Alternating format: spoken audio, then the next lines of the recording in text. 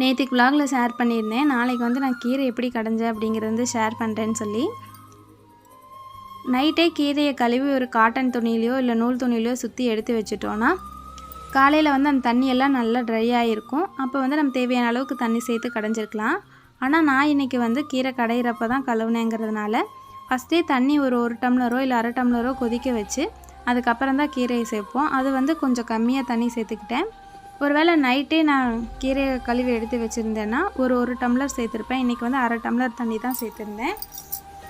அது நல்லா கொதிச்சக்கப்புறம் நம்ம கழுவுன கீரையை சேர்த்துட்டு ஒரு 5-6 சின்ன வெங்காயம் கட் பண்ணி சேர்த்துக்கலாம். முழுசாகவும் சேர்த்துக்கலாம். நான் இன்றைக்கி வந்து கட் பண்ணி தான் சேர்த்துருக்கேன்.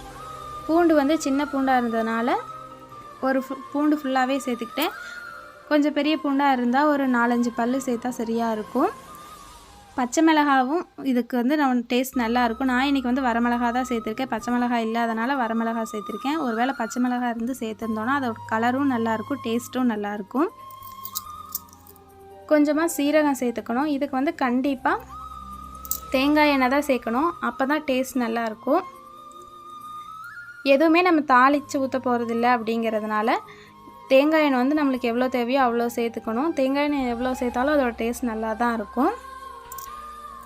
அப்புறம் எப்போவுமே கீரை கடையிறக்கு முன்னாடி தான் உப்பு சேர்க்கணும். ஃபஸ்ட்டே உப்பு சேர்த்து நம்ம வேக வச்சுட்டோன்னா கீரையோட கலர் வந்து சேஞ்ச் ஆயிடும். அப்படிங்கிறதுனால கடைசியாக கீரை நல்லா வெந்ததுக்கப்புறம் உப்பு சேர்த்து கடைஞ்சிக்கலாம். இதை வந்து மிக்சியில் அடித்தாலும் நல்லா தான் இருக்கும். நாங்கள் வந்து இன்றைக்கி கடைஞ்சி தான் எடுத்திருந்தோம். எப்போவுமே நாங்கள் மிக்சியில் அடிக்க மாட்டோம், இப்படி தான் கடைஞ்சிக்குவோம். இன்றைக்கும் அப்படி தான் கடைஞ்சிட்டோம்.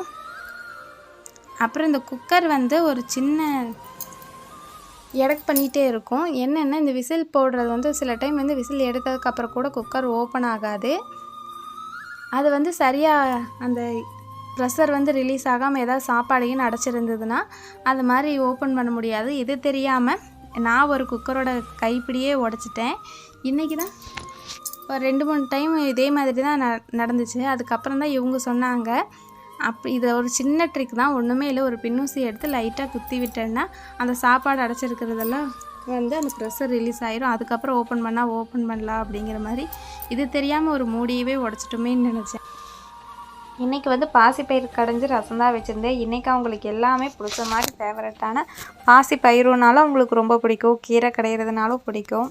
இன்றைக்கி அவங்களுக்கு எல்லாமே பிடிச்ச மாதிரி தான் செஞ்சுருந்தேன். சில பேர் பாசிப்பயிரை நல்லா வறுத்து அதுக்கப்புறம் தான் சேர்ப்பாங்க. நான் வந்து அப்படியே தான் பச்சையாக தான் வேக வைப்பேன். அந்த டேஸ்ட்டு தான் எனக்கு என்னவோ நல்லா இருக்கிற மாதிரி இருக்கும்.